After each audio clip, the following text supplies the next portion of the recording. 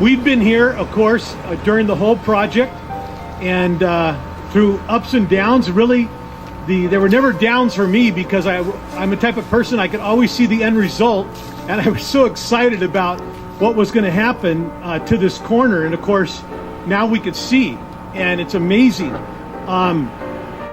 The improvements of just the general appearance and the intersection, it is really amazing to look at it. And it makes this a place where the community can gather and will gather, where people live and where businesses are going to thrive, and it's going to be pretty exciting. The afternoon peak period traffic delay with this project will be reduced by about 90%.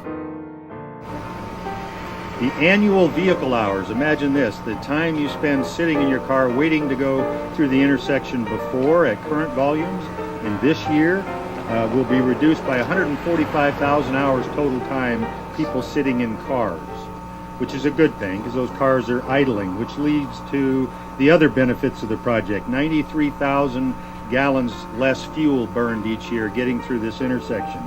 40 tons per year fewer carbon emissions, which is a great benefit, something you hear a lot about nowadays. 2,500 fewer pounds of oxides of nitrogen emitted from the automobiles as they idle, waiting to get through, and 4,000 pounds of unburnt hydrocarbons, gasoline that hasn't been fully burned in these engines. All of those are environmental benefits. I will now introduce Mayor Dave Erling, who has some comments to make, and after which we will cut the ribbon and then enjoy some cake.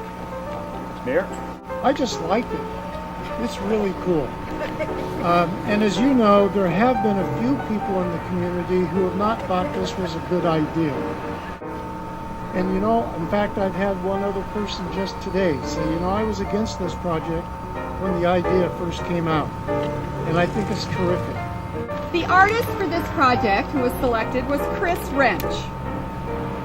CJ, as he goes by, created a proposal that he called Drawn to the Water, Connected by Community. He came up to Edmonds, he's from Hood River, Oregon, and he came up to Edmonds and he spent some time in our community, and he talked to people and he walked around and he talked to people in this area, he talked to people downtown, he looked at our artwork collection, and he thought about that, and he said to me, you know, when I put my proposal together, what really struck me was that there is such a strong sense of community in the Five Corners neighborhood.